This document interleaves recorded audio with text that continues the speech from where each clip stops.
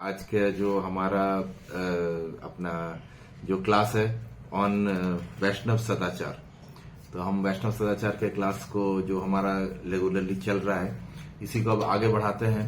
थोड़ा सा एक टेक्निकल इशू आज ये है कि जो वैष्णव सदाचार का बुक है वो शेयर नहीं कर पा रहे हैं, वो शेयरिंग में कुछ इशू आ रहा है इसमें।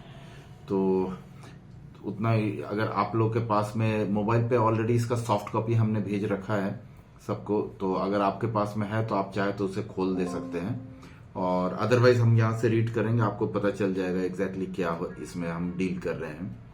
तो अब तक में जितना भी हम लोगों ने पढ़ा है हमने देखा है कि जो वैष्णव सदाचार है वो किस प्रकार से एक भक्त के लिए सबसे इम्पोर्टेंट चीज है। वो भक्त का गहना होता है। गहने हम लोग इसीलिए पहनते हैं ताकि हम सुंदर लगे, हमें सुंदर दिखे, हम अट्रैक्टिव लगे और लोग हमें देख के प्रसन्न हो।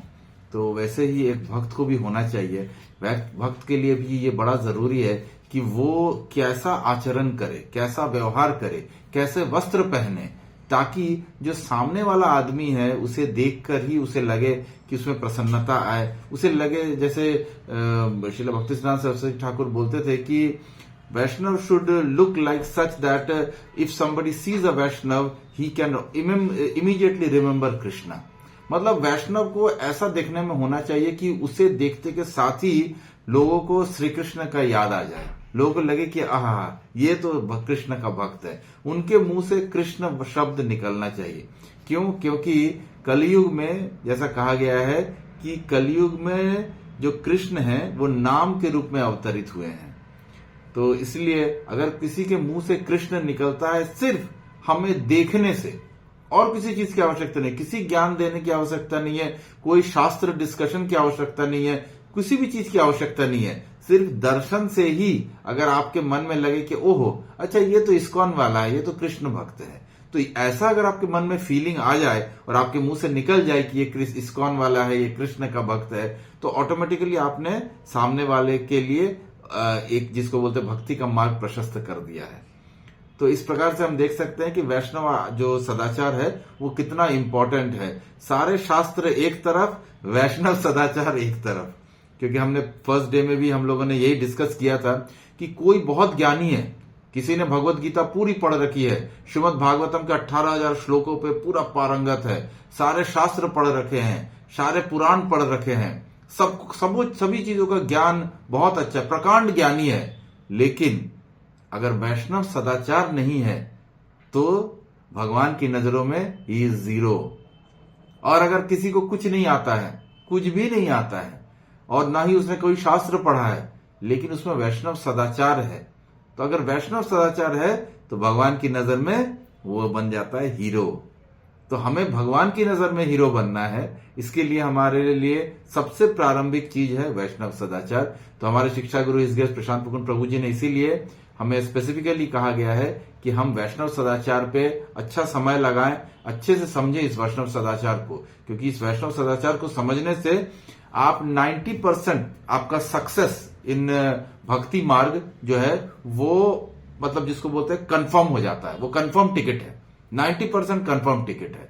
और बाकी का जो ये 10% बचता है भक्ति में, वो जो प्रोसेसेस हैं वो डिफरेंट प्रोसेसेस हैं, जैसे माला करना, सुबह उठना, अपना शास्त्र अध्ययन करना, श्रवण करना, ये सारी जो चीजें हैं ना ये सब 10% के अंडर में है, लेकिन 90% इज वैष्णव सदाचार। तो हम देखते हैं जबकि सबसे लीस्ट इंपॉर्टेंस और ये दिया जाता है वैष्णव सदाचार को, हम लोग देखते हैं कि मंदिरों में भी जो दूसरे ग्रुप्स में भी डीवाईपीएच वगैरह हो जाते हैं, डीवाईपीएच हो जाने के बाद से लोग शुरू करते हैं चलो भगवत गीता स्टार्ट कर लेते हैं, लेकिन नहीं, भगवत गीता स्टार्ट करने का भी समय नहीं आया है। सबसे पहले वैष्णव सदाचार समझना होगा, उसके बाद ही हम आगे बढ़ सकते हैं।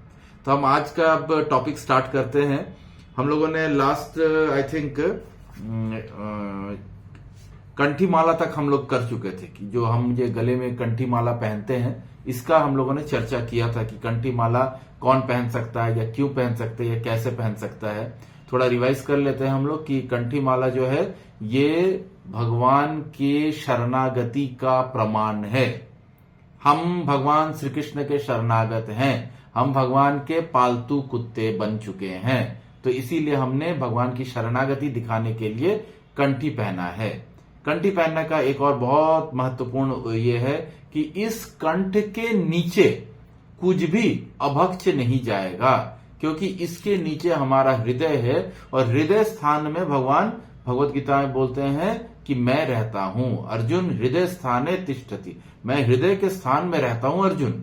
तो इसीलिए हृदय का जो स्थान है उसमें हमारे गले के नीचे कुछ भी नॉन वेजिटेरियन फूड, कोई भी प्याज लहसुन का फूड, कुछ भी इंटॉक्सिकेटिंग फूड, ये चीजें इस गले के नीचे नहीं आनी चाहिए। तो इस प्रकार से हम देख सकते हैं कि जो ये कंठी एक बार पहन लेने से व्यक्ति जो है वो पूर्ण तरह से भगवान की शरणागति का लक्षण हो जाता है।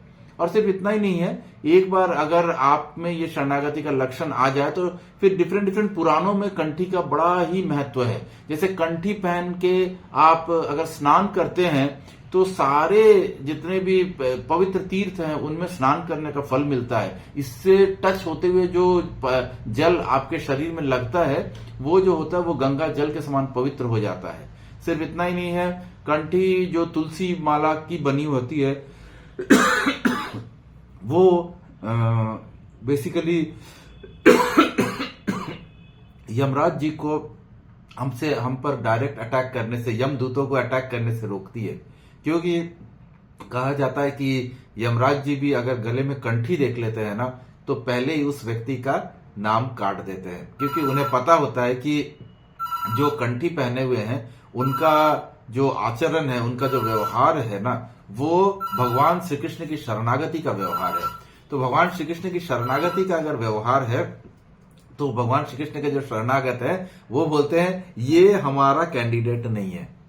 तो वो भगवान को जितने भी भक्त हैं उनके लिए कभी भी यमदूत नहीं आते हैं, उसके लिए स्वयं भगवान के विष्णुदूत आते हैं। तो ये फर्क है, मृत्यु से और भयंकर भय से कंठी हमारी रक्षा करता है, हमें दिखाता है शरणागति क्या होती है। क्योंकि जैसे ही आप कंठी पहन लोगे ना तो आपको कुछ कुछ नियम पालन करने ही होंगे। आप जो भी मन में आ रहा है हम वो कुछ पा नहीं सकते हैं। तो इस प्रकार से ये हमारे जीवन को रेगुलेट करता है। तो इस तरह से हमने पढ़ा था कि कंठी का क्या इंपॉर्टेंस है। आज के दिन में हम स्टार्ट कर रहे हैं जो अभी का टॉपिक है, दैट इज कॉल्ड दाढ़ी और मूछे। तो ये प्रभु लोगों के लिए है, प्रभुओं के लिए स्पेसिफिकली है। दाढ़ी और मूछों के विषय में बताया गया है कि इसमें वैष्णव सदाचार क्या बोलता है। तो दाढ़ी मूछों के बारे में मैं आपको एक बार इसमें थोड़ा सा पढ़ के सुनाता हूं कि क्या ये बोला गया है। जो भक्त दीक्षित है या अथवा दीक्षा लेने की तैयारी में है उन्हें दाढ़ी या मूछें नहीं रखनी चाहिए। कुछ वैष्णव लगभग 15 दिन में अथवा पूर्णिमा को मुंडन करते हैं एवं चतुर्मास के समय बिल्कुल ही मुंडन नहीं करते।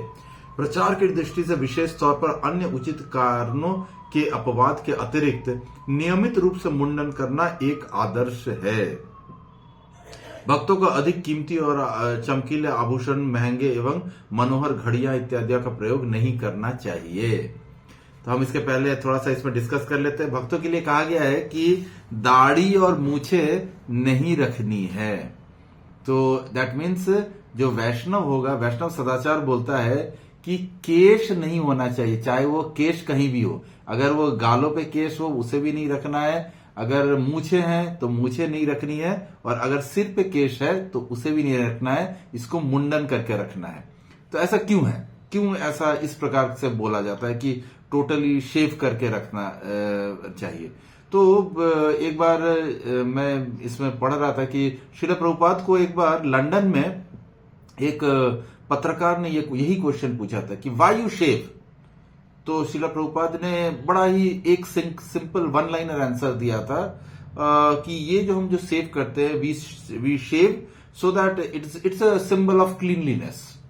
तो ये जो क्लीनलीनेस है ये सिर्फ हमें ये नहीं समझना चाहिए कि शारीरिक क्लीनलीनेस की बात कर रहे हैं, क्योंकि श्रील प्रभुपाद की जो बातें होती थी, जो उनके कथन होते थे, उनके बहुत इन डेप्थ मीनिंग होते थे। वैसे तो उसको लगा, सुनने वाले को जो रिपोर्टर था उसे लगा कि अच्छा ये सफाई की बात कर रहे हैं तो इसकी वजह से ये बोल रहे हैं। लेकिन it is not a matter of only सफाई, फिजिकल सफाई की तो है ही, लेकिन इसका बहुत गुह्य तथ्य भी है जिसमें ये कहा जाता है कि ये जो केश है हमारे, स्पेशली पुरुषों के जो केश है ना, इन केशों में ही पाप छुपे रहते हैं, ये पाप का स्थान है। शास्त्र में कहा गया है कि केश जो है वो पाप का स्थान है, और इस पाप के स्थान होने के कारण सारे जितने भी दाढ़ी मूछे हैं वो सब हमें रिमूव करके रखना चाहिए।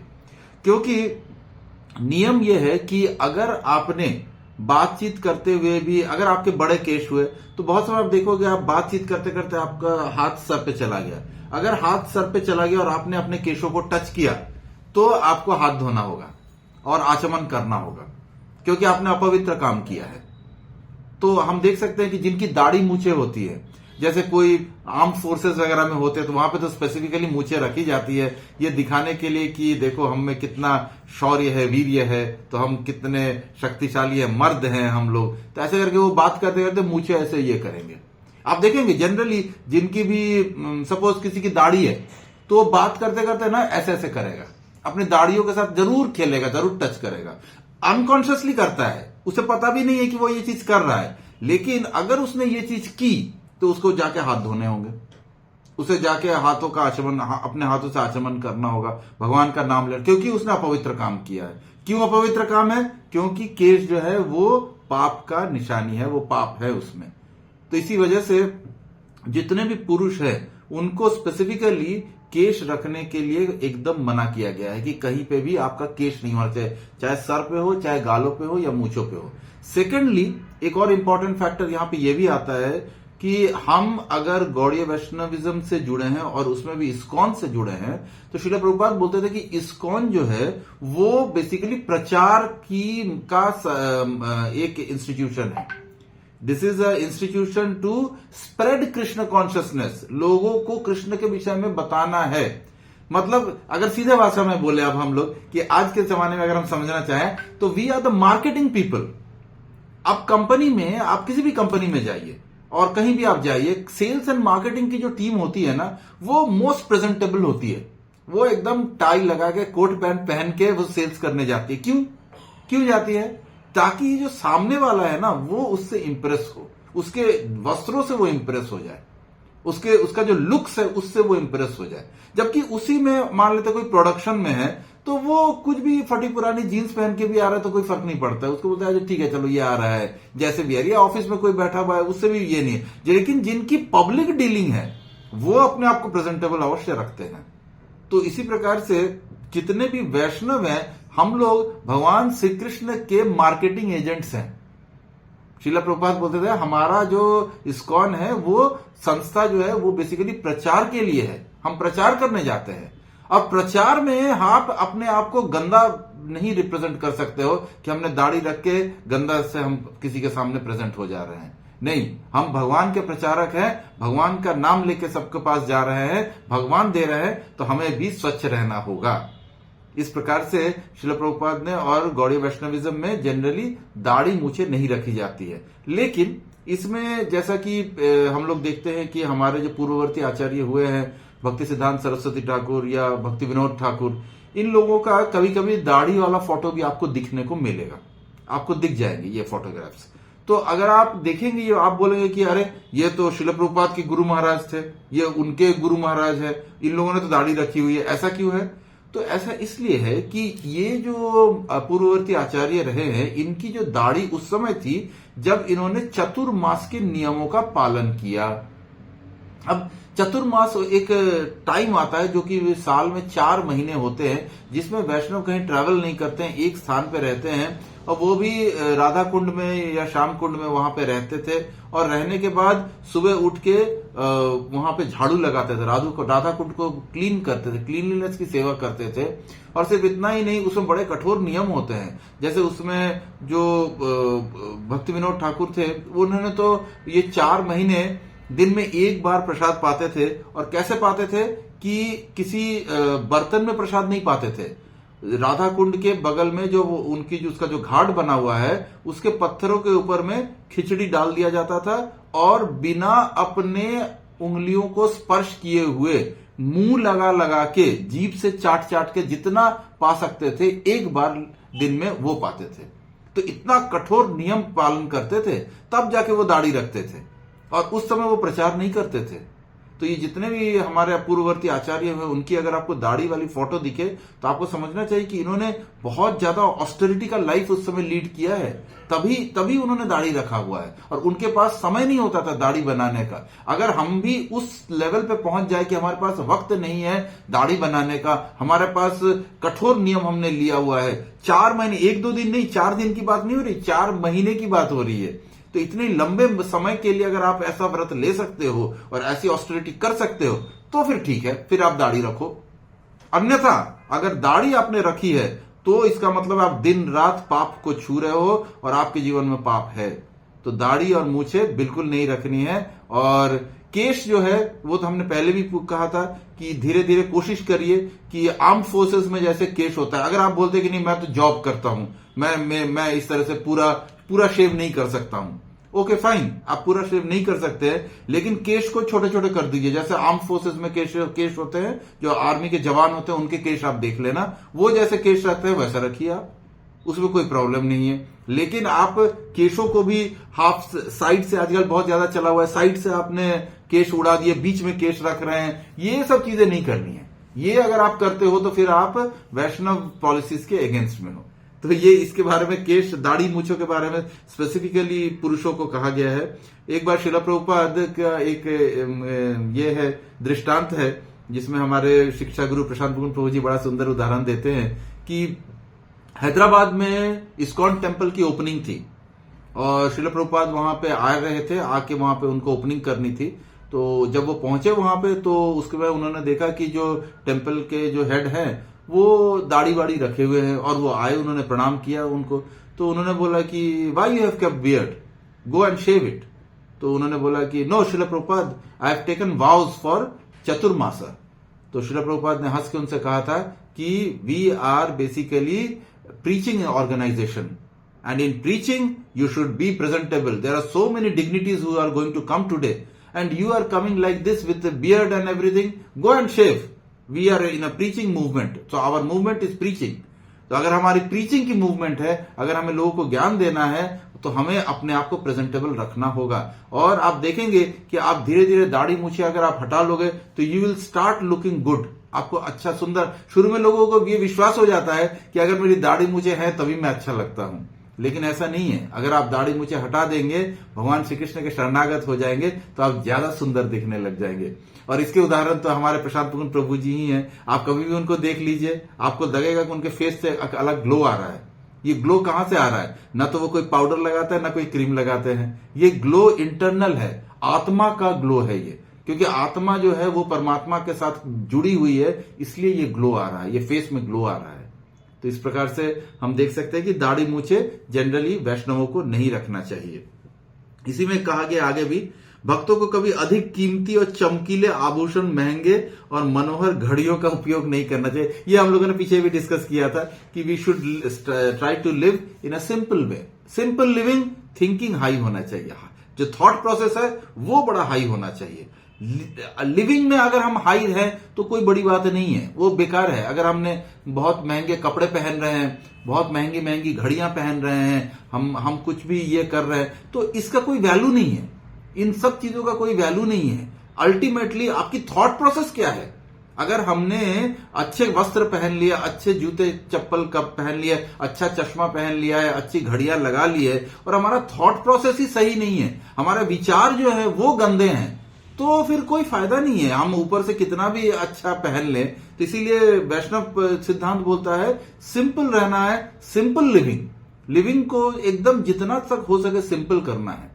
तो उसके बाद आप जैसे हमने अभी भक्ति विनोद ठाकुर का चर्चा किया, भक्ति विनोद ठाकुर जो हैं वो डिस्ट्रिक्ट मैजिस्ट्रेट थे।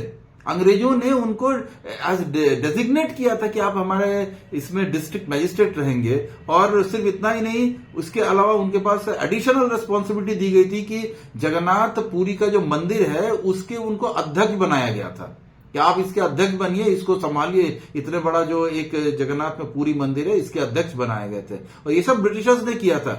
इतने ज्यादा एफिशिएंट थे वो, इतनी उनकी एफिशिएंसी थी कि he was the only person in India या हिस्ट्री में भी जिनको कि जब उन्होंने एक बार रिजाइन किया था, उन्होंने बोला था कि मैं रिजाइन कर देता हूं, मेरे पास समय नहीं मिलता है, तो मैं अब ये आपकी नौकरी नहीं करना चाहता हूं। तो अंग्रेजों ने बोला उनको कि आपको प्रॉब्लम क्या है। तो उन्होंने बोला था कि मेरे घर से मेरा जो कोर्ट है, मुझे जहां पे जाना पड़ता है बैठने के लिए, डिसीजन देने के लिए, वो जो स्थान है उसको जाने में मेरा बहुत टाइम लगता है, तो मैं नहीं जा सकता हूं। तो अंग्रेजों ने एक स्पेशल 1 बोगी ट्रेन बनाया था और वो ट्रेन लाइन उनके घर के बाहर तक आती थी, सिर्फ उनको पिकअप करने के लिए और उनको ड्रॉप करने के लिए। तो आप सोच सकते हैं कि जो ब्रिटिशर्स हमारे ऊपर रूल कर रहे थे, उन्होंने भी समझा कि ये व्यक्ति जो है ये सामान्य व्यक्ति नहीं है। भक्ति विनोद ठाकुर जो थे वो कोई सामान्य व्यक्ति नहीं थे, ये चीज अंग्रेजों ने समझा और इसीलिए उन्होंने बोला कि चाहे कुछ भी हो जाए, भक्ति विनोद ठाकुर को नहीं छोड़ा जा सकता है। He is the best administrator we can have. जिस प्रकार से अगर एक शुद्ध वैष्णव होता है, आप देखिए उसमें कितने सारे गुण ऑटोमेटिकली आ जाते हैं। तो इसलिए हमें बाहर, और वैसे वैष्णव, वैसे हाई प्रोफाइल जो व्यक्ति है वो कैसे रह रहा है, दाढ़ी बना के, दाढ़ी जिसकी बढ़ जा रही है, झाड़ू लगा रहा है कि कहां पे, राधा कुंड में, श्याम कुंड में झाड़ू लगा रहा है। प्रसाद कैसे पा रहा है, खिचड़ी को मुंह से पा रहा है, जैसे जानवर कुत्ते बिल्लियां जैसे पाते हैं वैसे पा रहा है। तो इस प्रकार की इतनी ऑस्टेरिटी थी उनमें। तो अगर हमें इतनी ऑस्टेरिटी आ जाए और अभी किसी दिन ऐसा भी हो जाए कि आप पढ़ते पढ़ते या श्रवण करते करते या माला करते करते आप दिन में 192 राउंड माला कर रहे हो, तो आपके पास समय नहीं है, आप बोलोगे कि भाई मेरे पास समय नहीं है दाढ़ी बनाने का या मूछे बनाने का या मूछे हटाने का, शेव करने का, देन इट इज फाइन, फिर आप रख सकते हो। लेकिन जब तक आप उस स्थिति पे नहीं पहुंच जाते हो, हमें दाढ़ी मूछे नहीं रखनी है और अपना लिविंग को भी बहुत सिंपल रखना है। तो इसके अलावा इसमें कहा गया है कीमती आभूषण, महंगे और मनोहर घड़ियों का प्रयोग नहीं करना चाहिए। आवश्यक होने पर स्त्रियां सावधानी पूर्वक स्वाभाविक आभूषणों का वर्ण करें एवं पुरुष सोने की अंगूठी, जंजीरों या आभूषणों का प्रयोग ना करें। स्त्रियों के लिए सोने के आभूषण पहनना अलाउड है, पुरुषों के लिए अलाउड नहीं है। आप गले में सोने का चेन डाल के नहीं घूम सकते हैं, आप हाथ में सोने की अंगूठी पहन के घूमने के लिए, वो वैष्णव सदाचार में नहीं आता है, वो मना किया गया है। क्यों मना किया गया है? क्योंकि उस सोने में जो पुरुष सोना धारण करते हैं उसमें कलयुग का वास होता है। ये हम लोग जब श्रीमद् भागवतम पढ़ेंगे उस समय हम इसको भी पढ़ेंगे। चमड़े की वस्तुओं का निर्माण प्राणियों की हत्या एवं हिंसा के परिणाम स्वरूप होता है। तो इसमें भी विशेषकर ये पुरुषों के लिए कहा गया है, क्योंकि पुरुषों की बड़ी सारी जो वस्तुएं हैं वो चमड़े की बनी होती हैं।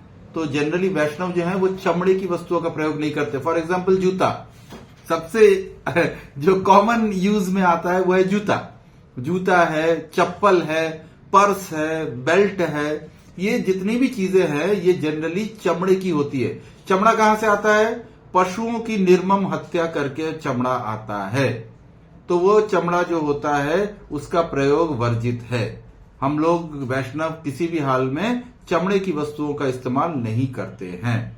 तो आप बोलेंगे फिर क्या पहने? तो आप जा सकते हैं मार्केट में, आप अगर किसी भी शॉप में जाएं और अगर आप शू पहनते हैं तो उसको बोलिए आप कि मुझे नॉन लेदर शू दो। तो वो नॉन लेदर का एक अलग कैटेगरी है और देखने में वो एकदम लेदर जैसा ही है। देखने में उसका जो लुक्स है वो looks wise it is just like any leather shoe, लेकिन वो नॉन लेदर है। तो आप नॉन लेदर शूज ले सकते हैं। नॉन लेदर बेल्ट्स भी आते हैं, आप बेल्ट्स भी पहन सकते हैं नॉन लेदर। इसके अलावा जो पर्सेज होते हैं, बैग्स होते हैं, सब कुछ आज के दिन में नॉन लेदर आराम से मिल जाएगा। पहले जमाने में तकलीफ होती थी, लेकिन आज के दिन में तो कोई प्रॉब्लम नहीं है। सभी शॉप्स में आप जाएंगे आपको मिल जाएगा, नॉन लेदर के आइटम्स मिल जाएंगे।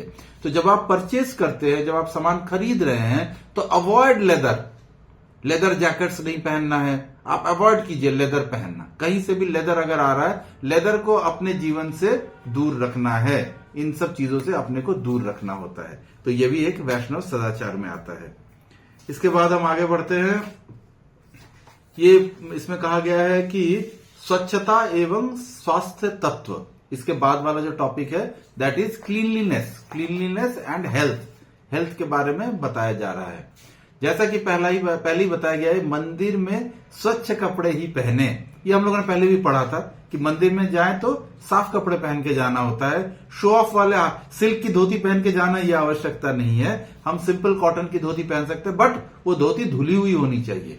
इट शुड बी क्लीन, और उसमें प्रेस किया हुआ होना चाहिए, आयरन होना चाहिए वो। तो इस प्रकार से अपने आप को प्रेजेंटेबल रखना है। किसी भी पदार्थ खाने के पश्चात, कोई भी पदार्थ खाने के पश्चात हाथ मुंह धोकर ही मंदिर में प्रवेश करें।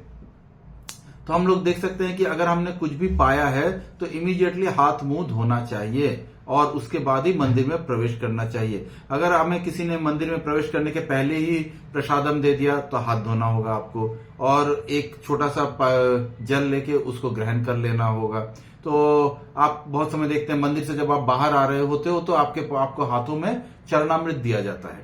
चरणामृत को कैसे लेना है? हाथ में लेके भगवान के सामने चरणामृत नहीं लेना है, मंदिर के बाहर आके चरणामृत को पान करना होता है, और उसके बाद जितना चरणामृत का अमाउंट था उतना ही पीने का पानी हाथ में लेके फिर से पान करना होता है। क्यों? क्योंकि हमारे हाथों में से चरणामृत थोड़ा बहुत रह जाता है, वो चरणामृत जमीन में नहीं गिरे, वो नाली में न जाए। भगवान का बेसिकली वो भगवान के वरदान के फलस्वरूप हमें चरणामृत मिलता है, तो भगवान का निर्माल्य है वो। तो इसलिए हमें चरणामृत को बहुत सावधानी से रखना होता है, बहुत सावधानी से पान करना होता है, ध्यान पूर्वक पान करना होता है। बच्चों के हाथों में जनरली चरणामृत नहीं देना चाहिए क्योंकि वो जरूर गिराएंगे उसको। तो आप क्वांटिटी कम लीजिए ताकि आपके भी जो अंगुली है और जो आपका जो हाथ का बीच का पोर्शन है उसमें ऐसे करके उसको ले चरणामृत को, ताकि गड्ढे में आपके बीच में जो गड्ढा बन रहा है उसमें चरणामृत रहे और उससे गिरे नहीं। चरणामृत का जमीन पे गिरना बहुत बड़ा अपराध है, तो चरणामृत जमीन पे नहीं गिरना चाहिए। इसके अलावा कहा गया है शौच क्रिया के पश्चात स्नान। तो ये बड़ा कठोर नियम है। अगर आप देखें जितनी बार भी आप शौच क्रिया करते हैं यानी कि लैट्रिन जाते हैं, अगर आपने मल त्यागा है तो स्नान करना होगा। ये एक बड़ा ही इंपॉर्टेंट नियम है और कोशिश करना चाहिए इस नियम को पालन करने का। आप बोलेंगे कि भाई प्रभु जी अगर मैं कहीं बाहर हूं, रास्ते में हूं या कहीं मैं ऑफिस में हूं, वहां पे अगर मुझे जाना पड़ गया तो फिर क्या करें? तो वहां पे मैं स्नान नहीं कर सकता हूं। अगर स्नान नहीं कर सकते हैं तो इसमें दो तरह के स्नान होते हैं। एक तो जल से स्नान होता है, आप थोड़ा सा जल बाथरूम में, ऑफिस के बाथरूम में जाएं, थोड़ा सा जल हाथ में ले और लेकर अपने ऊपर छिड़कते हुए इस मंत्र का प्रयोग कर सकते हैं। ओम पवित्र अपवित्र व सर्वस्थांगतोपि वा यत् स्मरेत पुंडरीकाक्ष स बाह्यभ्यंतरं शुचि, नमो शुचि नमो शुचि नमो शुचि। तो ये जो मंत्र है इसे कहा जाता है मंत्र स्नान। तो ये मंत्र स्नान कर लेना चाहिए कम से कम हाथ में लेकर, और फिर उस जल को अपने ऊपर आप छिड़क लीजिए, तो इससे आपका मंत्र स्नान होता है। लेकिन ये एक्सट्रीम केसेस है, ये वो केसेस है। आप ये नहीं बोल सकते हो कि मैं घर में बैठा हुआ था, मुझे शौच आया, मैं गया, जाके करके बाहर आ गया और बाहर आने के बाद फिर मैं उसमें मैंने जो स्नान किया मैं बिना स्नान के आ गया, मैंने तो मंत्र स्नान कर लिया। नहीं, ये मंत्र स्नान सिर्फ और सिर्फ उन्हीं परिस्थितियों में अलाउड है जहां पे कि आपके पास सचमुच में कोई ऑप्शन नहीं है। श्रील प्रभुपाद एयरपोर्ट में स्नान कर लेते थे। एयरपोर्ट के बाथरूम में गए, अपने वस्त्र उतारे, स्नान किया, फिर से वस्त्र पहन के वापस आ गए। जो गौड़ीय वैष्णव होते हैं, जो ज्यादा ट्रैवल करते हैं, जिनका प्रचार होता है, तो वो अपने साथ एक छोटा सा टॉवल भी रखते हैं, जहां मौका मिलेगा स्नान कर लेंगे। तो स्नान का बड़ा ही महत्व है गौड़ीय वैष्णविज्म में और भक्ति में, क्योंकि शरीर की स्वच्छता जो है, ऊपरी स्वच्छता, वो बड़ी इंपॉर्टेंट है। इंटरनल स्वच्छता जो होती है वो हरिनाम से होती है, और एक्सटर्नल स्वच्छता जो है वो स्नान के माध्यम से होती है। तो स्नान करना बड़ा ही आवश्यक है। जितने बार आप शौच जाए उतने बार करें। आप बोल सकते हो प्रभु जी अगर मेरा पेट खराब हो गया है और मुझे दिन में 10 बार जाना पड़ा, फिर क्या करूं? तो अगर आपको 10 बार जाना पड़ा तो रूल वही है, 10 बार स्नान करना है। तो इसलिए स्नान से आप बच नहीं सकते हैं, स्नान आपको करना ही होगा। जो नॉर्मल भक्त होते हैं वो उन्हें भी कहा जाता है कि कम से कम दिन में 2 बार तो स्नान अवश्य करें, अन्यथा आपकी शुद्धि नहीं होती है। सुबह स्नान करना है, फिर शाम में अगर आप ऑफिस जा रहे हो, कहीं भी काम कर पे जा रहे हो, घर आते हो, वापस स्नान करना है। तो ये स्नान का बड़ा महत्व है, स्नान अवश्य करना चाहिए। शमशान भूमि से आने के पश्चात या मृत शरीर का स्पर्श करने के पश्चात, इसमें तो हम लोग सभी जानते हैं कि अगर जो लोग शमशान में जाते हैं उसके कुछ शुद्धियां होती हैं। कि घर में घुसने के पहले उसमें अग्नि का स्पर्श किया जाता है, मुंह में, दांतों में नीम की पत्ती जो होती है उसे चबाया जाता है। तो ये सारे कुछ नियम है। लोहे का टच किया जाता है ताकि शमशान भूमि में काफी सारी आत्माएं घूमती हैं जो कि आपके साथ आती है, तो इन सब चीजों से बचने के लिए इसको स्पर्श किया जाता है। और फिर स्नान अवश्य है। पहले जमाने में जितने भी जो शवदाह होते थे, जो शमशान होते थे, वो नदियों के किनारे होते थे और वहां पे लोग शवदाह करने के बाद स्नान करके आते थे। लेकिन आजकल तो शहरों में अब बहुत जगह है, खास विशेषकर दिल्ली जैसे विशाल शहर में जहां पे कि यमुना जी बहुत दूर है और ऊपर से यमुना जी का कंडीशन भी उतना अच्छा नहीं है, तो लोग क्या करते हैं कि यहाँ पे शवदाह कर लेते हैं और करके सीधा ऑफिस चले जाते हैं। लेकिन ये गलत प्रोसेस है। अगर आप शमशान भूमि में एंटर किए हो तो आपको वापस घर आना होगा, घर आके आपको स्नान करना होगा। बिना स्नान किए आप और कोई दूसरा कार्य नहीं कर सकते हो। इस प्रकार से स्नान का बहुत ही इंपॉर्टेंस है। इसमें कहा गया है मंदिर में किसी को डकार नहीं लेनी चाहिए। आपने बहुत ज्यादा खा पी लिया है और आपको डकार आ रहे हैं तो मंदिर के अंदर डकार लेना अपराध है। अशुद्ध वायु का प्रसार नहीं करना चाहिए, यानी कि आप मंदिर के अंदर में जाकर विंड पास नहीं कर सकते हो। आपको अगर विंड पास आ रही है या आपको लग रहा है होना है तो आपको मंदिर के बाहर जाना होगा, मंदिर के अंदर आप नहीं कर सकते हो। इसमें कहा गया है कि मंदिर में रहते हुए मुख में, नाक में या कान में उंगली न डालें।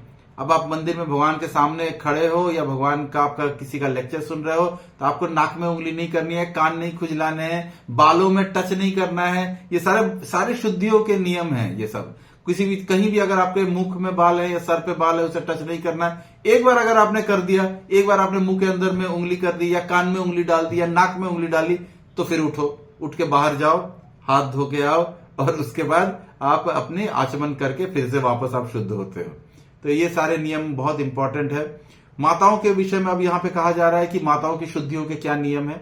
इसमें कहा गया है कि मासिक धर्म के समय माताएं 3 दिन मंदिर में नहीं आने चाहिए। जब माताओं का जो पीरियड्स वाला दिन है, जो महीने के 5 दिन होते हैं, उस समय में माताओं को विशेष करके जो 3 दिन होते हैं प्रथम के, उसमें माताओं को मंदिर में नहीं आना चाहिए। ये भी शुद्धि का नियम है, इससे मंदिर अशुद्ध होता है।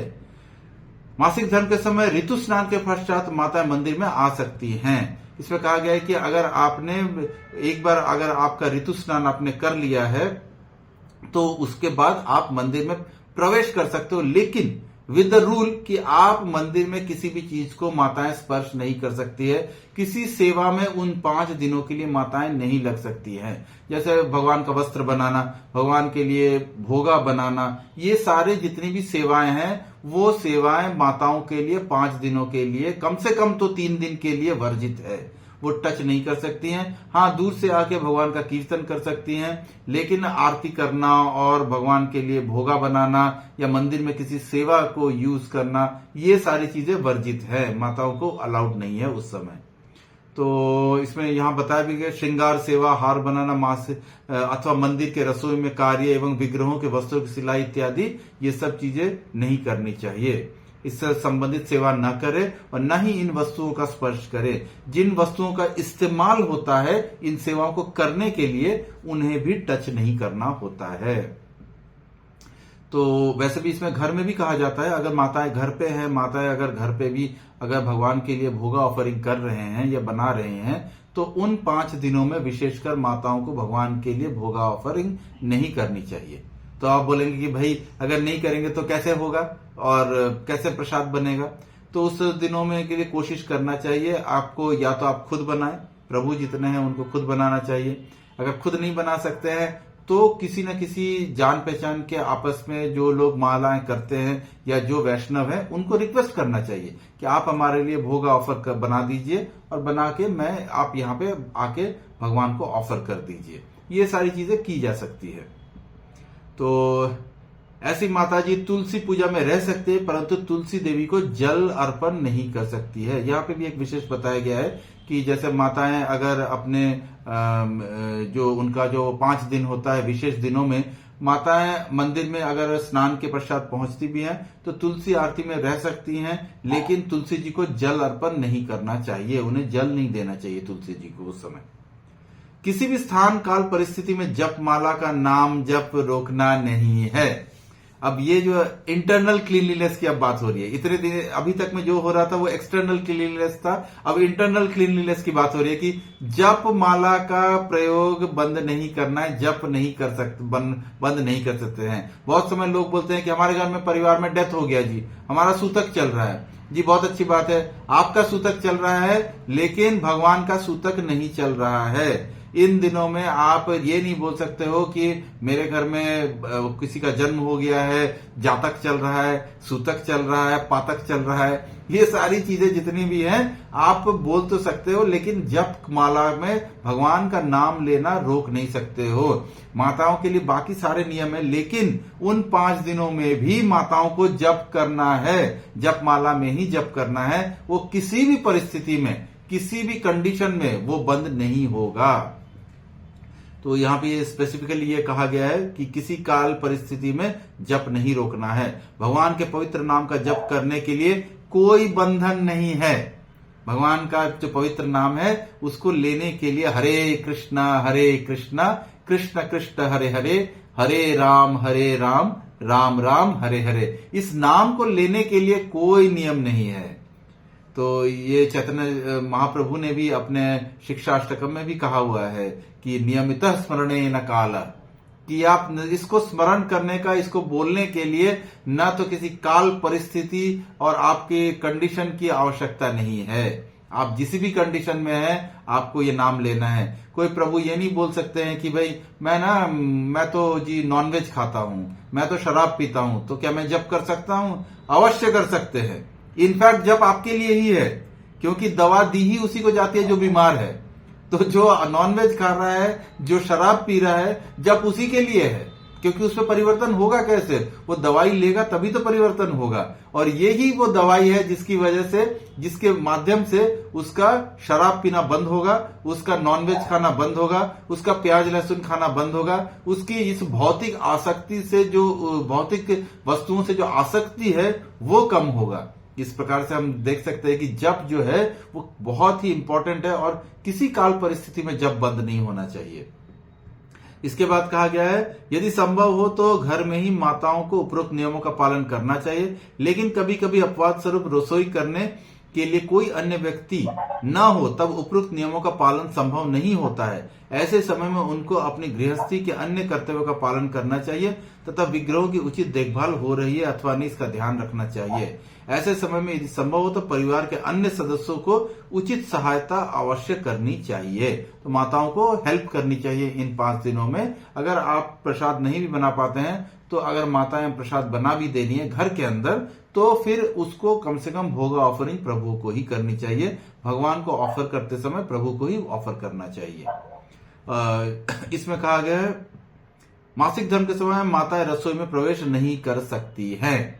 तो जैसा मैंने आपको पहले भी बताया कि इन 5 दिनों में और कम से कम 3 दिनों तक तो माताओं का घर में जो रसोई होती है उसमें भी प्रवेश वर्जित होता है। तो इसके बाद का एक और पॉइंट हम लेंगे, उसमें आता है आपका सामान्य व्यवहार।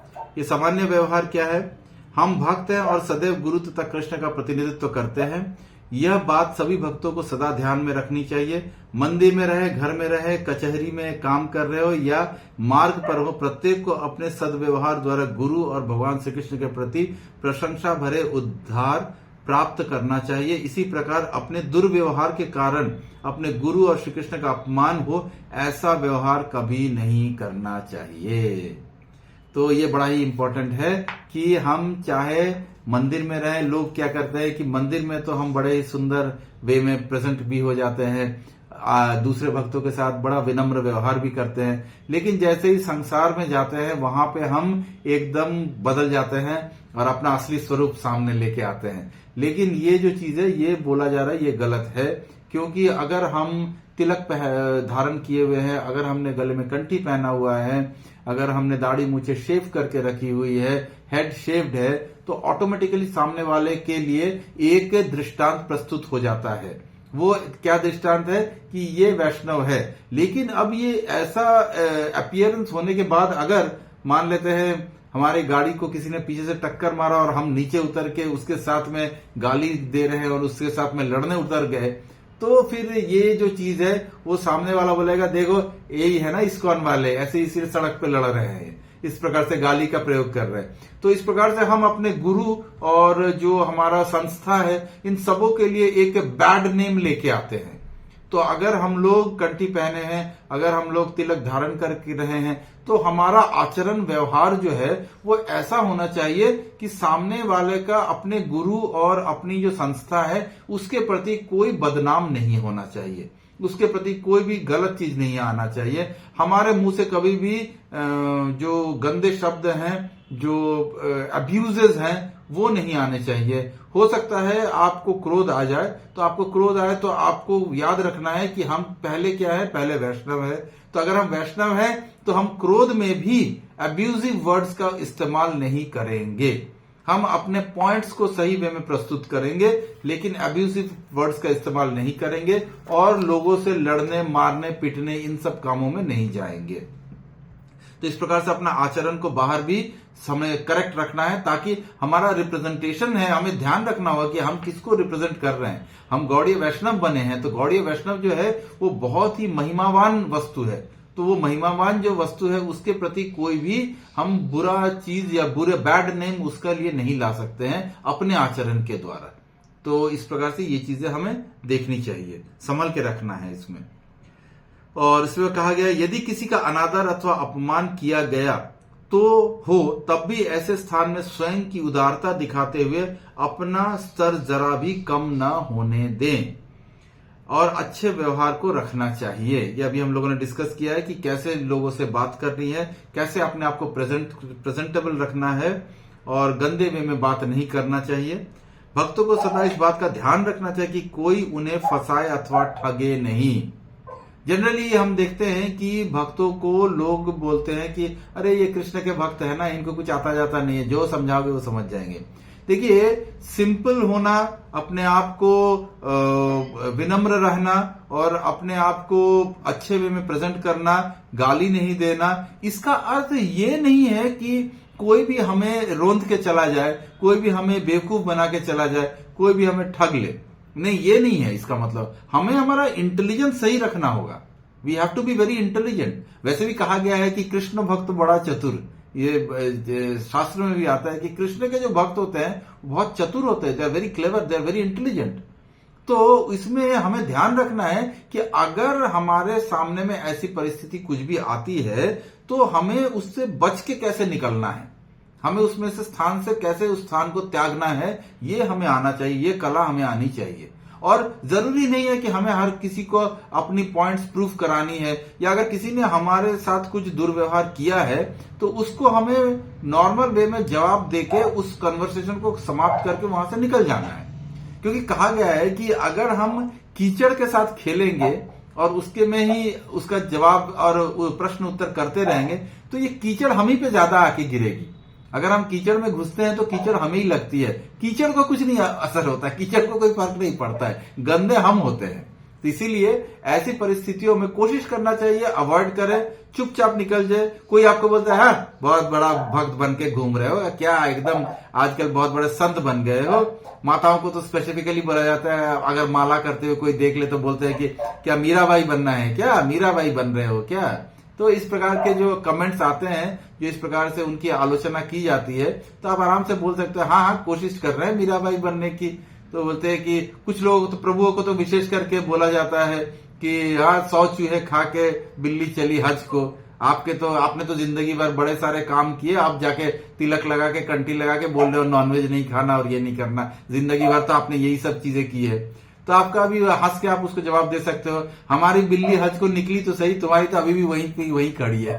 तो इस प्रकार से आप लोग उसका जवाब देके आराम से निकल सकते हैं ऐसे स्थानों से। आलोचकों से दूर रहना ही ज्यादा अच्छा होता है, श्रेय होता है, क्योंकि उनसे बहस करके आपको कुछ प्राप्त नहीं होगा। तो इसमें कहा गया है कि कोई आपको फंसाए नहीं। ध्यान रखना होगा कि ऐसा ना हो कि लोग आपको समझ ले कि भाई इसको, आप किसी के पास डोनेशन के लिए गए और कोई आपको बोलता है कि भाई मैं तुम्हें डोनेशन दे दूंगा लेकिन मेरे को मंदिर में ये चीजें फैसिलिटीज चाहिए और ऐसी चीजें हो, या भक्त को यूज करने के लिए कोई आदमी यूज करने की कोशिश कर रहा है तो उससे बचना चाहिए। तो इन सब चीजों में समझना चाहिए, अपना इंटेलिजेंस नहीं खोना है, अपने इंटेलिजेंस को रखते हुए उसमें से निकल आना बेहतर होता है। और भक्त को सदा इस बात का ध्यान रहे कोई फंसाए नहीं। साथ ही साथ भक्त को किसी भी झगड़े और व्यर्थ के वाद विवाद में नहीं पड़ना चाहिए। ये जो अभी हम लोग डिस्कस कर रहे थे, वाद विवाद का मतलब होता है आर्गुमेंट्स। किसी के साथ में फालतू के आर्गुमेंट्स नहीं करने हैं। अपने आप को सही प्रूफ करने के लिए किसी से हमको लड़ने की आवश्यकता नहीं है, क्योंकि हमें पता है कि कृष्ण के हम भक्त हैं तो हम सही ही हैं। तो इसलिए जो सामने वाला समझे या ना समझे, उसे हमें बहुत कोई फर्क नहीं पड़ना चाहिए। विपरीत लिंग के व्यक्ति से व्यवहार करते समय विशेष सावधानी बरतनी चाहिए। बड़ा इंपॉर्टेंट पॉइंट है ये, और इसमें बड़े सारे लोग फंसते हैं कि प्रभुओं को माताओं के साथ में कैसे बात करनी है, माताओं को प्रभुओं के साथ में कैसे बात करनी है, या जिसको बोलते हैं कि कितना डिस्टेंस मेंटेन करना है।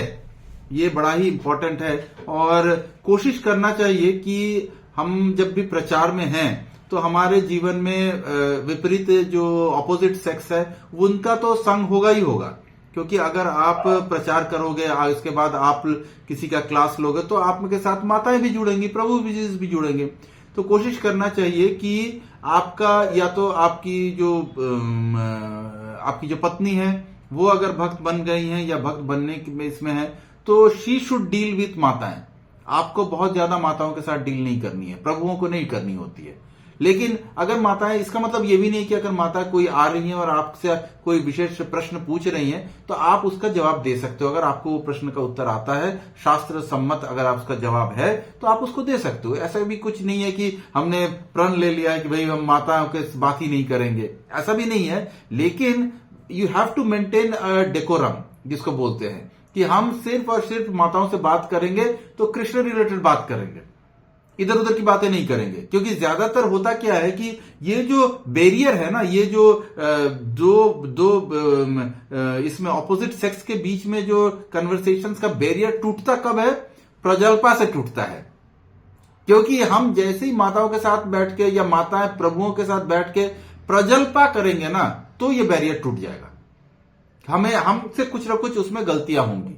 लेकिन अगर कोई माता आ रही हैं, उन्होंने अगर आपसे आके पूछा कि मैंने भगवत गीता का ये श्लोक पढ़ा है पर मुझे ये बात समझ में नहीं आ रही, आप हमें समझाएं या इस पॉइंट को आप हमें एक्सप्लेन करें। अगर आप कृष्ण से रिलेटेड, वैष्णव से रिलेटेड किसी चीज पे बात कर रहे हैं किसी माता से, इट इज परफेक्ट, इसमें कोई प्रॉब्लम नहीं है। आप बात कर सकते हो और माताएं भी बात कर सकती है प्रभुओं के साथ में, कोई प्रॉब्लम नहीं है। लेकिन ध्यान ये रखना है कि बात जब भी हो, उसका बेसिक फंडामेंटल जो है वो सिर्फ उसमें कृष्ण ही डिस्कस होने चाहिए।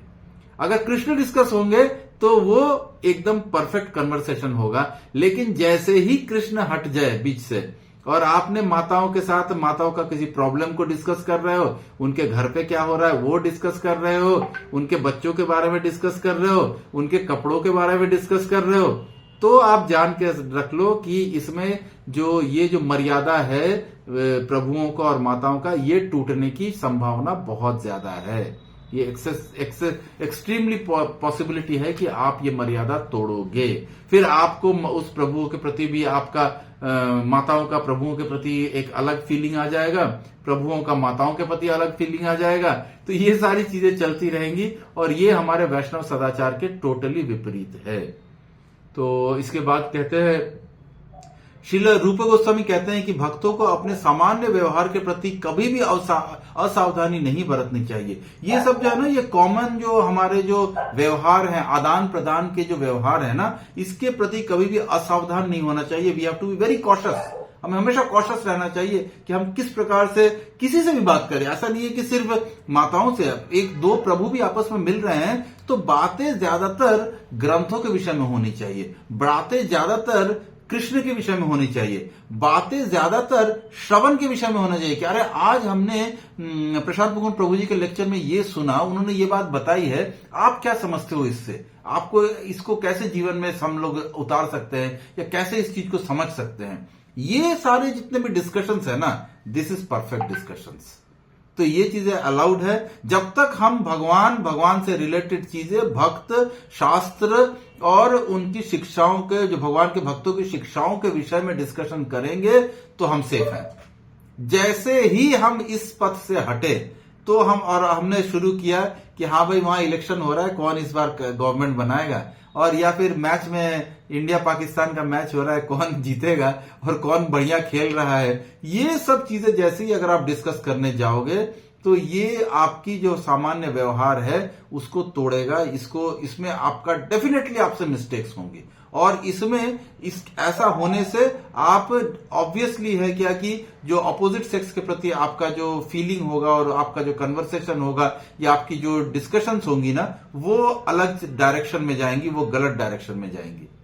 तो इसलिए यहां पे कहा गया है कि हमेशा ही सावधान रहना चाहिए। भक्तों को अपने मूलभूत औपचारिक सभ्यता एवं मान अपमान के व्यवहार को सांसारिक समझकर स्वयं को उसके परे पहुंचा हुआ दिव्य व्यक्तित्व समझकर उसकी उपेक्षा नहीं करनी चाहिए। तो हमें बेसिकली अपनी जो कंडीशन है, अपना जो सिचुएशन है, उसको हमें बहुत अच्छे से समझ जाना चाहिए कि हम क्या है और अपने ऊपर काम करना बहुत इंपॉर्टेंट है। किसी दूसरे पे काम करने से बेहतर है कि हम अपने ऊपर काम करें। हमें ये हो सकता है कि बोले कि अरे प्रभु जी आपने तो बोला था कि धोती पहन के मंदिर में जाना है, वो देखो मैंने तो देखा एक भक्त हैं वो तो अपना शर्ट पैंट पहन के मंदिर में आ रहे हैं। तो इसमें कहना यही है कि प्रभु जी और माता जी को कि बेसिकली हमें काम अपने पे करना है, हम खुद को सही कर रहे हैं, हम अपने ऊपर काम करने के लिए आए हैं, दूसरों की गलतियां पकड़ने के लिए नहीं आए हैं।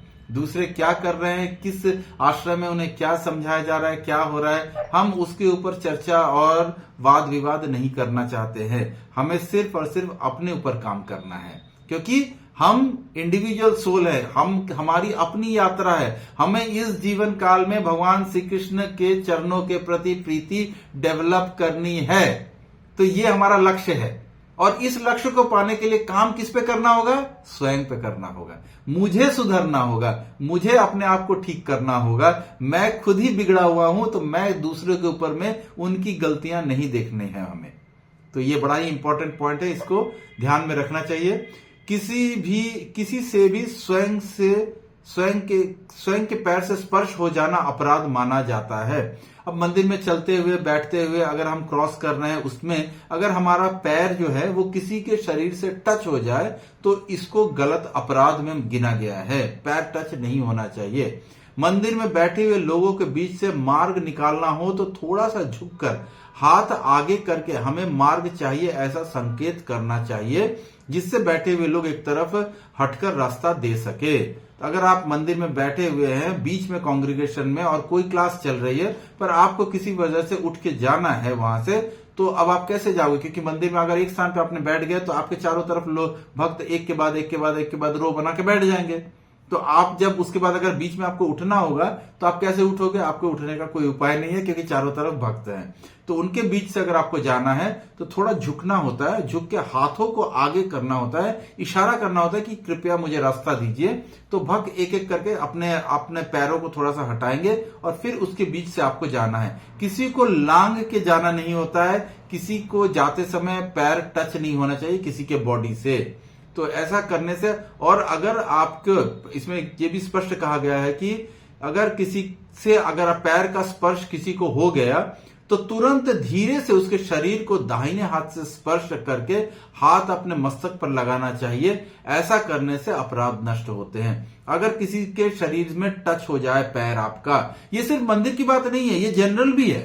अगर आप कहीं भी हैं, अगर आपके पैरों से किसी के शरीर को टच हुआ है तो उसको टच करके अपने हाथों को सरों पे टच करना चाहिए। इससे वो अपराध का जो है वो नष्ट होता है, अन्यथा वो अपराध जो है वो आपके जीवन में दुख और कष्ट लाते हैं।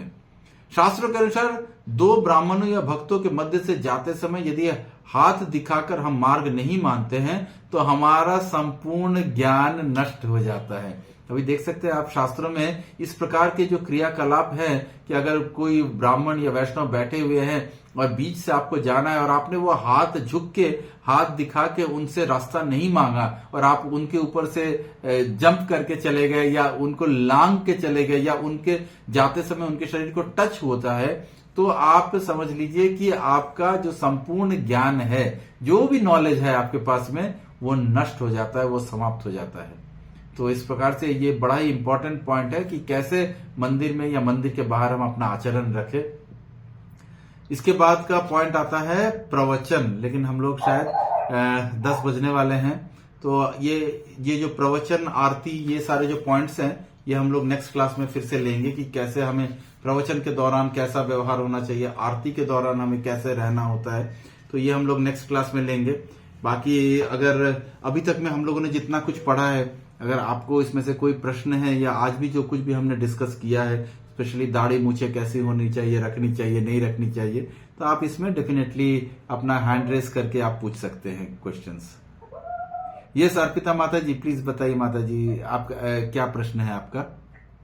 हाँ जी, हरे कृष्ण प्रभु जी। हरे बहुत कृष्ण। अच्छी क्लास थी आज, हरे कृष्ण। बहुत अच्छा, बहुत नॉलेज मिलता है आपकी क्लास से।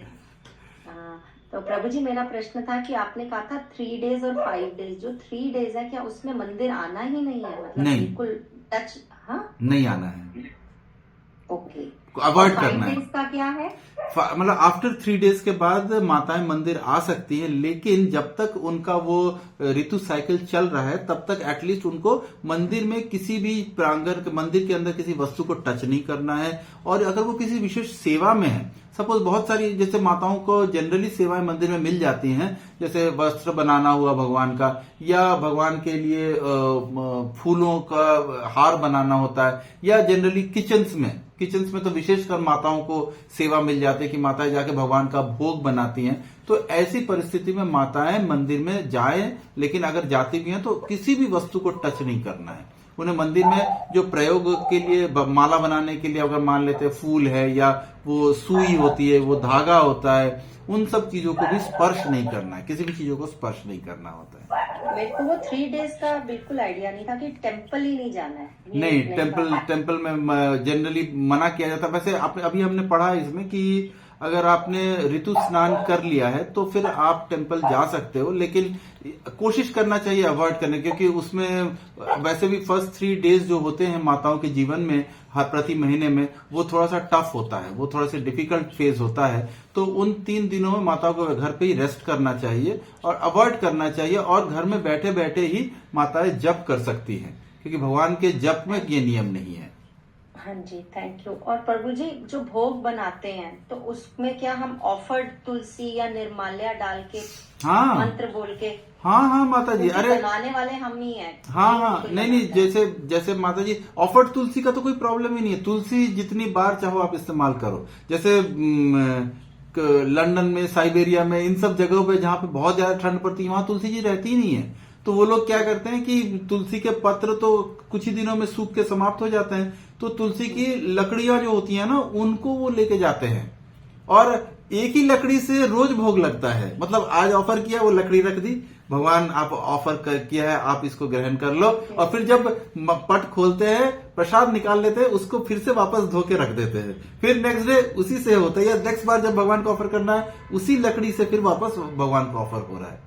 तो इसलिए तुलसी तो कभी भी अशुद्ध नहीं है, वो तो कभी भी ये नहीं है। जनरली हमारे यहाँ पे तो तुलसी जी का प्रॉब्लम नहीं है। भारत में तो हमारे पास सभी ऋतुएं हैं, सभी के पास में तुलसियां सब तरफ उगती भी है, तो कोई प्रॉब्लम नहीं है इसमें। तो हम लोग क्या करते हैं कि तुलसी के पत्र लेते हैं हम तो लकड़ी यूज नहीं करते हैं, पत्र यूज करते हैं। और तुलसी के पत्र को डाल के हमने भोगा ऑफर किया, और उसके बाद हम जब उसको पाते हैं तो हम बड़े खुशी के साथ तुलसी के पत्र को भी पा जाते हैं।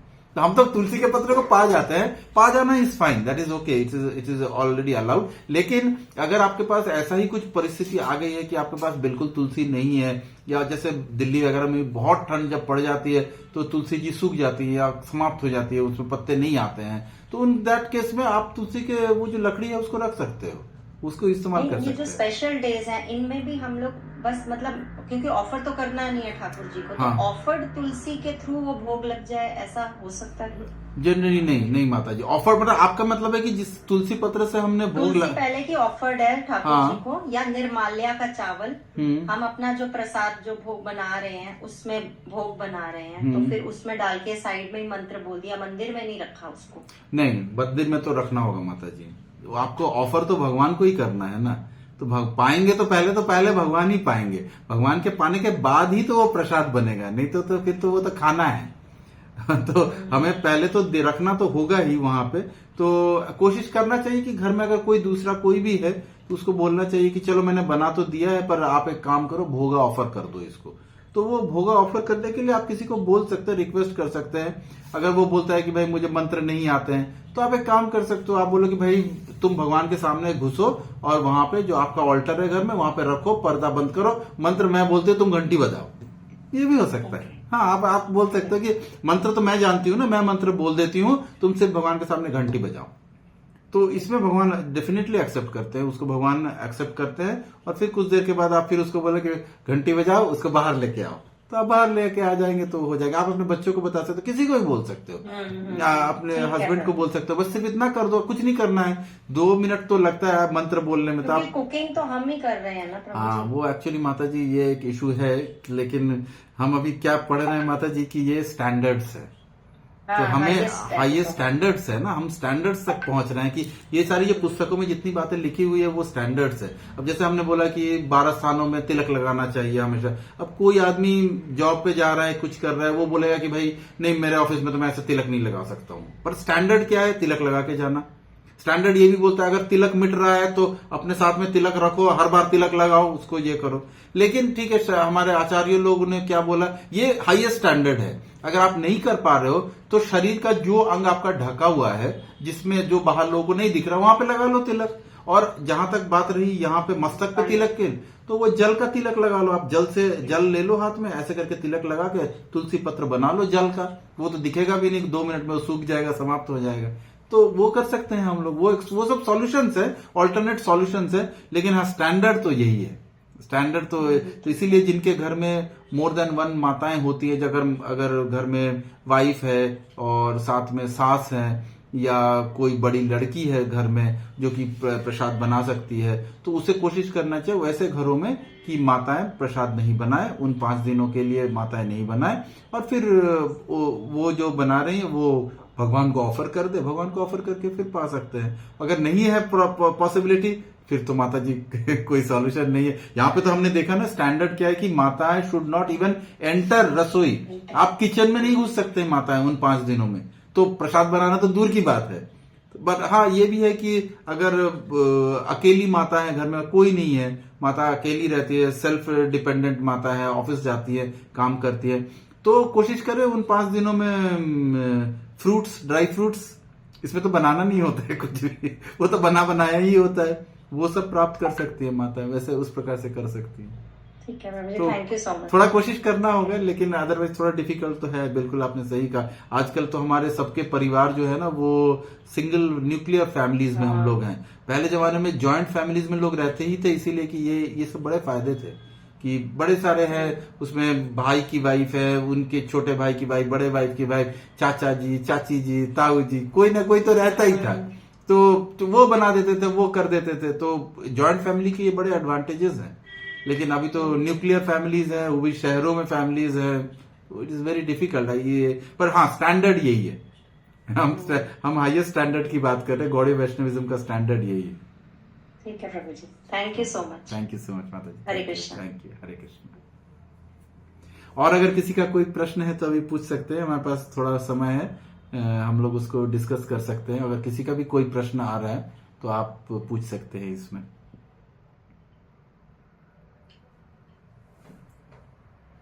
प्रभु जी, वो मंत्र जो आपने बोला था ना, वो आप हाँ।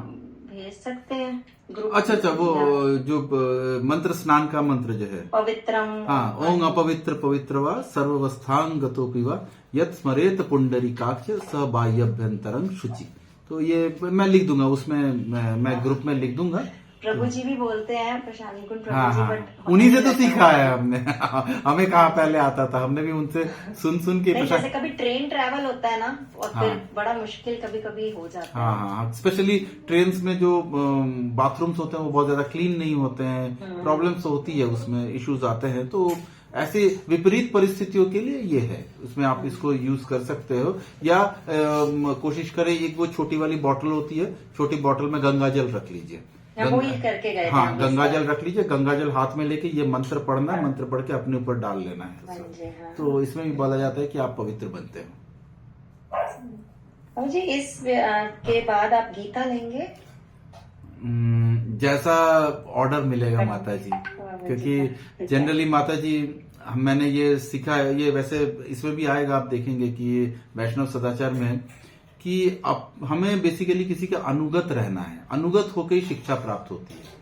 तो या जो भी चीजें हैं, जैसे हमें खुद से जाके अपने दिमाग से कुछ नहीं करना होता है। जैसे हमें मंदिर से कहा गया कि आप DYPH लीजिए, तो उसके बाद भी फिर हम अपने शिक्षा गुरु से पूछे कि हमें ऐसे कहा जा रहा है, क्या हम करें या नहीं करें।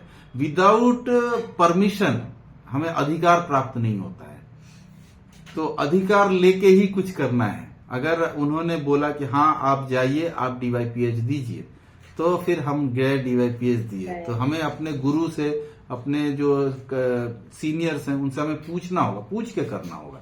अगर उन्होंने पूछा और उन्होंने बोला हाँ करो, तो फाइन, ठीक है। ऐसा होने से बड़ा एक और बहुत बड़ा एडवांटेज होता है। लोग बहुत कोई बोलते हैं कि अरे आपने बड़ा अच्छा बोल दिया। अरे नहीं, हमने नहीं बोला, जिन्होंने हमें परमिशन दिया ना, वही शक्ति देते हैं बोलने के लिए। ये जो बोलने की शक्ति है या समझाने की शक्ति है ना, या जो अचानक जैसे आपने अभी मैंने मंत्र बोला, कैसे मुझे मंत्र याद आ गया, कैसे याद आया, ये उनकी शक्ति है। ये जितने आचार्य हैं, गुरु परंपरा की शक्ति से लोग बोलते हैं, उनकी मतलब उन्होंने उन्हें आदेश दिया। अब प्रशांत मुकुंद प्रभु जी इतने विख्यात हैं, पूरी दुनिया में लोग उनको सुन रहे हैं, किन्होंने उन्हें परमिशन दिया? हमारे गुरु महाराज हिज होलीनेस गोपाल कृष्ण गोसाई महाराज ने। गोपाल कृष्ण गोसाई महाराज ने उनको स्पेसिफिकली बोला आप जाइए, जाकर प्रचार कीजिए। तो अगर वैष्णव, जो शुद्ध वैष्णव है, वो अगर आपको कोई काम देते हैं, कोई सेवा देते हैं, तो हमें ये जान लेना चाहिए कि उस सेवा को करने के लिए, कंप्लीट करने की जो शक्ति है ना, वो भी वही देते हैं। वही आपके मुंह से सही चीजें बुलवाएंगे, वही चीज। और अगर हम अपने मन से उठा के कुछ भी करें तो बड़ा डिफिकल्ट है, फिर हम उठपटांग कुछ भी करेंगे, फिर उसमें गलतियां होने, मिस्टेक होना, गलत चीजें बोलना, ये सारी चीजें उसमें आ जाएंगी। तो हमारा भी जब भी जैसे ही DYPH ये हो रहा था, कुछ लास्ट के सेशंस में, वीडियोस में भी है, मैंने बोला था कि मुझे लगा था कि ये शायद हम लोग स्मॉल बुक से स्टार्ट करते हैं। तो स्मॉल बुक्स में सबसे फेमस बुक है जिसमें स्टार्ट होता है, सबों को पढ़ाया जाता है, वो है परफेक्ट क्वेश्चंस परफेक्ट आंसर्स। ये प्रभुपाद की बड़ी फेमस पुस्तक है। तो मुझे लगा था शायद इस पे होगा, तो मैंने बोला भी है कि हम शायद परफेक्ट क्वेश्चंस परफेक्ट आंसर्स करेंगे। लेकिन बाद में मेरे को ध्यान में आया कि क्या मैंने पूछा क्या अपने गुरु से कि क्या, कौन सा विषय बोलना चाहिए, या कौन सी, या क्लास करनी भी है कि नहीं। DYPH हो गया, हमें मंदिर में DYPH करने बोला गया, तो हमने DYPH किया। इसका मतलब ये नहीं कि उसके बाद हम सबके क्लास लेना स्टार्ट करें और ये करें। हमें किसने परमिशन दिया है? हम किसी से पूछे हैं क्या? तो पहले तो मंदिर ने बोला हाँ आप करो, तो एक परमिशन मंदिर से मिला। अब मिला, मंदिर सिर्फ इतना ही बोलेगा कि करो, लेकिन क्या करें, क्या पढ़ाएं, क्या पढ़ना है। तो इसके लिए फिर मैंने प्रशांत मुकुंद प्रभु जी से डिस्कस किया कि प्रभु जी ऐसा है क्लास ले। उन्होंने बोला हाँ बिल्कुल आपको क्लास लेनी चाहिए, आप ये क्लास लेना स्टार्ट करो। तो मैंने बोला प्रभु जी क्या, कौन सी पुस्तक लें? मैंने उनको ये भी लिखा था कि प्रभु जी shall I start with perfect questions perfect answers. उन्होंने बोला नो। किसने बोला आपको? बिल्कुल नहीं। सबसे पहली पुस्तक वैष्णव सदाचार।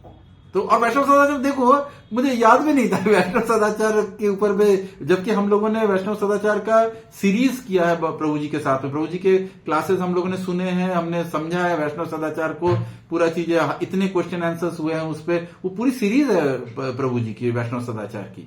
तो हमने पूछा प्रभु जी से, प्रभु जी ने बोला नहीं, यू शुड स्टार्ट विद वैष्णव सदाचार। पहले वैष्णव सदाचार होगा, उसके बाद ग्रंथों में प्रवेश है। अन्यथा ग्रंथों में प्रवेश करके ज्ञानी बन के कोई फायदा नहीं है। अगर किसी में वैष्णव सदाचार नहीं है माता जी, तो फिर वो कितना भी ज्ञानी हो वो व्यर्थ है, भगवान की नजरों में ही व्यर्थ है। तो बाकी दुनिया में भले कितना सामर्थ्यवान हो जाए, हम दुनिया में हमारा बहुत ज्ञान हो गया, हमें बड़े बड़े प्रीचर हम बन गए, बड़े लेक्चर्स देने लग गए, यूट्यूब फॉलोअर्स हो गए, मेरे मंदिर में हमारी बड़ी ख्याति हो गई और हमारा बड़ा नाम हो गया है, हमें हर चीज में बुलाया जाता है। So what? ये सब चीजों का फायदा क्या? ये सिर्फ हमारे फॉल्स ईगो को बढ़ावा देता है, कुछ नहीं होता है इससे।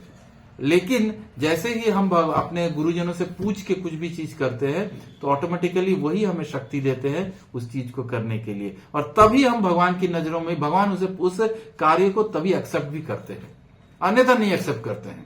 आप अगर किसी से बिना पूछे कोई भी व्यक्ति कुछ भी कर रहा है, तो भगवान उसे एक्सेप्ट नहीं करते हैं।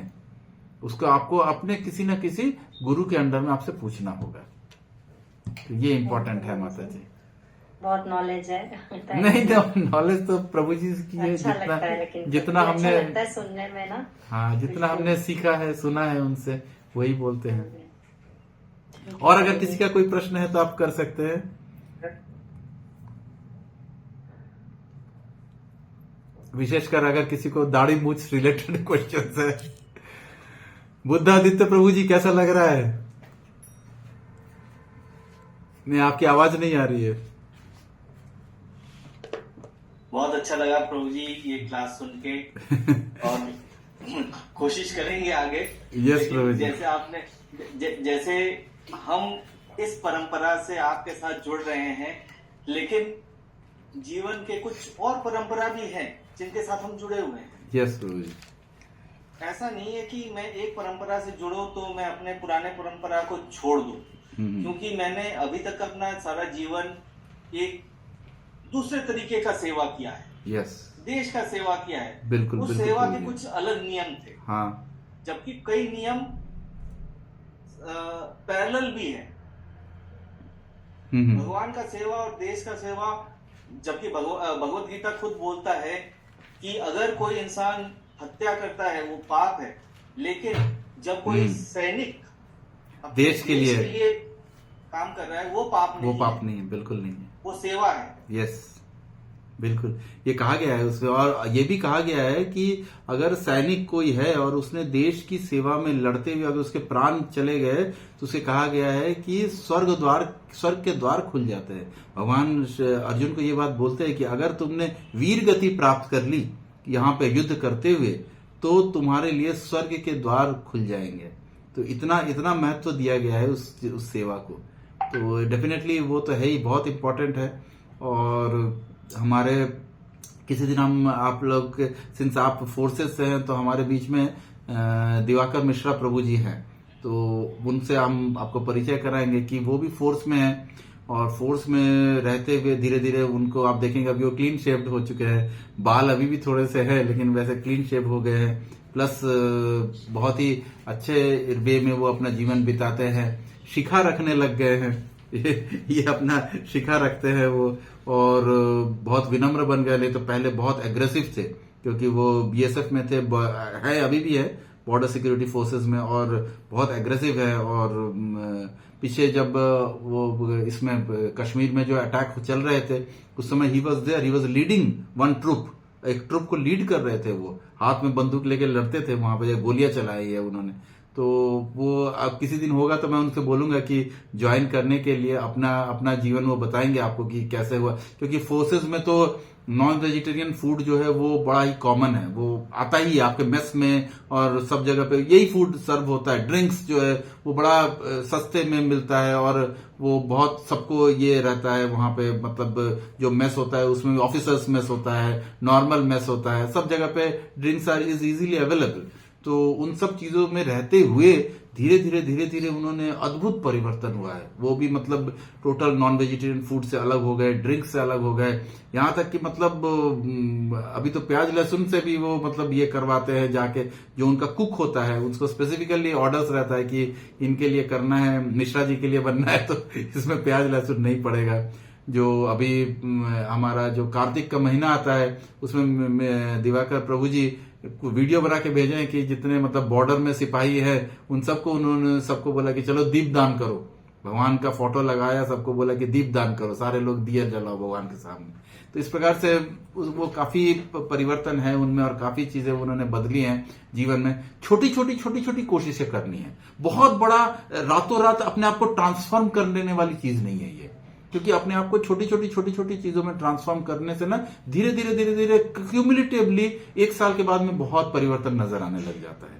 तो छोटा चेंजेस लाना है। और विशेष करके जो जप है वो कभी नहीं छोड़ना है, जप अवश्य करना है। दिन में अगर आपके पास जितना भी टाइम हो आप अवश्य भगवान के हरिनाम का जप कीजिए। कम से कम तो 7-8 माला अवश्य कीजिए। 16 माला के अगर आपको नहीं पहुंच पा रहे हैं फिर भी कम से कम कुछ न कुछ माला अवश्य कीजिए। 6, 7, 8 जितनी मालाएं हो सके माला अवश्य करनी चाहिए। क्योंकि भगवान का नाम लेते लेते ना आपके मन के अंदर में ऑटोमेटिकली खुद से कोशिश करके ना बहुत समय हम फेल हो जाते हैं। जैसे हमने कोशिश किया कि भाई हम मछली नहीं खाएंगे, तो कुछ दिनों तक तो हो सकता है आप मछली नहीं खाएं, लेकिन उसके बाद फिर आप खा लोगे। तो ये जो चीज है ना, जो इंटरनल प्यूरिफिकेशन जो होती है वो जप से होती है। अगर आप जप करते रहोगे और धीरे धीरे 16 माला जप कर रहे हो तो आपके अंदर से ये चीज आएगी कि मैं क्यों किसी को मार के उसकी डेड बॉडी को नोच नोच के खाऊं, उसके अलावा भी बहुत चीजें हैं खाने के लिए, मैं उसमें से खा लूंगा। तो ये चीज जो ये फीलिंग आएगी ना वो धीरे धीरे आएगी, चेंजेस धीरे धीरे होते हैं। और अभी तो इतने दिनों से प्रभु जी के साथ रहते हुए हम लोगों ने तो काफी लोगों को बदलते देखा, मतलब बहुत सारे लोग काफी बदल गए। तो डेफिनेटली इसमें परिवर्तन है।